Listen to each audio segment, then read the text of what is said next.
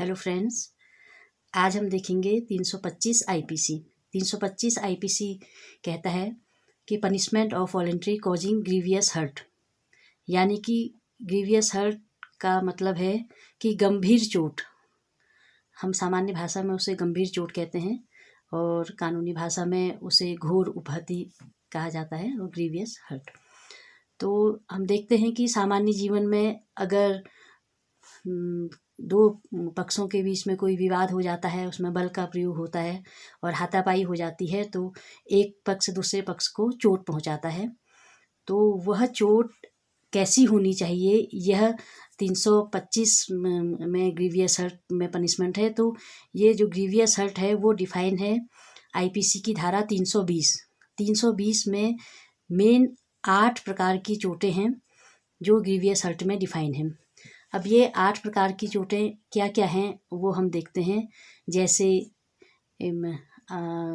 जो हमारी जो आँखें हैं, उन आँखों में से अगर कोई एक आँख में अगर चोट लग जाती है और वह उस आँख से देख नहीं पाता है, फिर वह आँख हमेशा के लिए ही स्थायी रूप से उसकी एक आँख खराब हो जाए।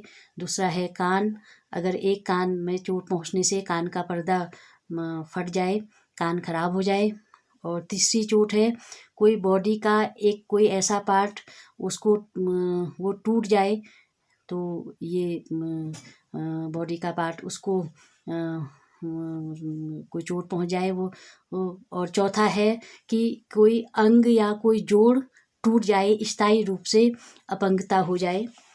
और इसमें जो अगला 5वां है वो चेहरे में कोई विकृति आ जाए या सिर में कोई विकृति, हमेशा स्थायी रूप से विकृति आ जाए। और जो 6ठा है वो है किसी का दांत टूट जाए, अगर एक दांत भी टूट जाए तो वो हमेशा के लिए एक दांत जो है उसका टूट जाए। और 7वां है इसमें 8 इंजरी उसमें डिफाइंड है।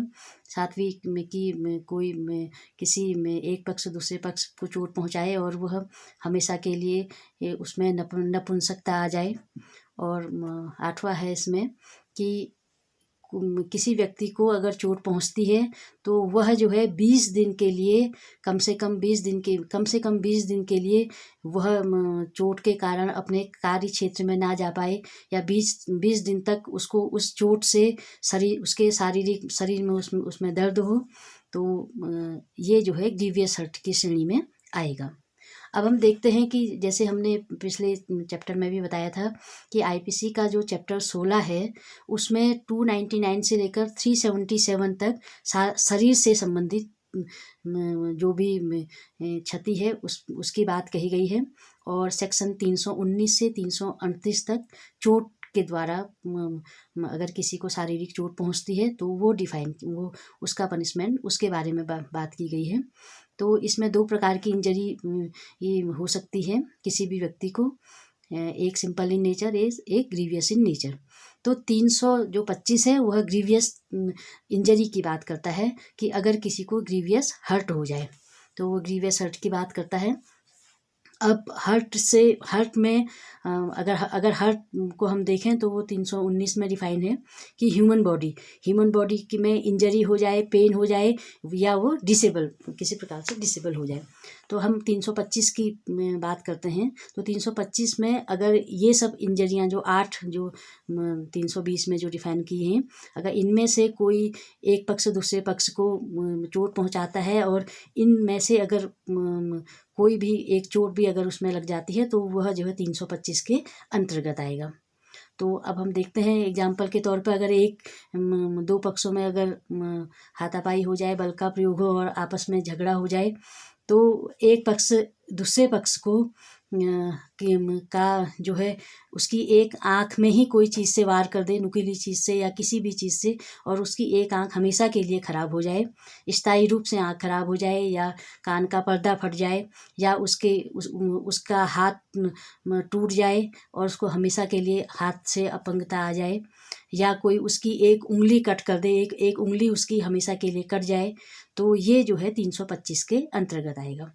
तो इसमें भी वही रेमेडी है दोनों पक्षों के लिए। अगर हम रेमेडी की बात करते हैं तो इसमें रेमेडी ये है कि जो पीड़ित पक्ष है, जो वादी है, कंप्लेनेंट है, वो थाने में जाएगा और SHO महोदय को एक प्रथम सूचना रिपोर्ट के तहत अपनी रिपोर्ट दर्ज करवाएगा और लिखित में वो रिपोर्ट देगा। उससे वह रिपोर्ट होने से पहले जो SHO महोदय है वो उसका मेडिकल सर्टिफिकेट देखेगा, क्योंकि इसमें मेडिकल सर्टिफिकेट होना भी बहुत ज़रूरी है। और डॉक्टर की ओपिनियन होगी कि ये जो इंजरी है वो ग्रीवियस हर्ट है, ये grievous injury in the grievous in nature, तो उसी के आधार पे वह 325 में मुकदमा दर्ज करेगा। अब देखते हैं कि जो दूसरा पक्ष है जिसने ये चोट पहुंचाई है उसके लिए क्या रेमेडी है। उसके लिए जो रेमेडी है वो एक अच्छा वकील करेगा और थाने में जाएगा, क्योंकि हम देखते हैं कि उससे पहले हम ये देखते हैं कि इसमें पनिशमेंट क्या है। इसमें इस सेक्शन में सेक्शन 325 में जो पनिशमेंट है इसमें 7 साल तक की सज़ा है, 7 साल की सज़ा और फाइन।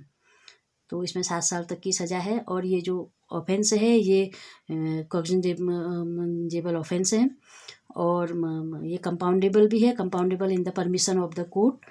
तो ये मामला जो है आपस में राजीनामा से भी ये तय हो सकता है। तो जो अभियुक्त है वो जाकर के अपनी बेल अप्लाई करेगा, तो संभवतः है कि उसे बेल जो है ट्रायल कोर्ट से उसको CGM, क्योंकि ये मैटर जो है ट्रायल बाय मजिस्ट्रेट है, तो ट्रायल कोर्ट से 7 साल से कम की सज़ा है तो ट्रायल बाय मजिस्ट्रेट है। तो इसमें ट्रायल कोर्ट से उसे बेल मिलने की संभावना है। अगर नहीं मिली तो फिर वो जो है बड़ी अदालतों में, हाई कोर्ट में और डिस्ट्रिक्ट कोर्ट और हाई कोर्ट में जाकर के अपनी बेल सीक कर सकता है। तो ये था 325, आज हमने देखा 325। तो अगले वीडियो में हम 326 की बात करेंगे। अगर आपको ये वीडियो पसंद आया तो इसे लाइक करें, सब्सक्राइब करें। आपका दिन शुभ हो। नमस्कार।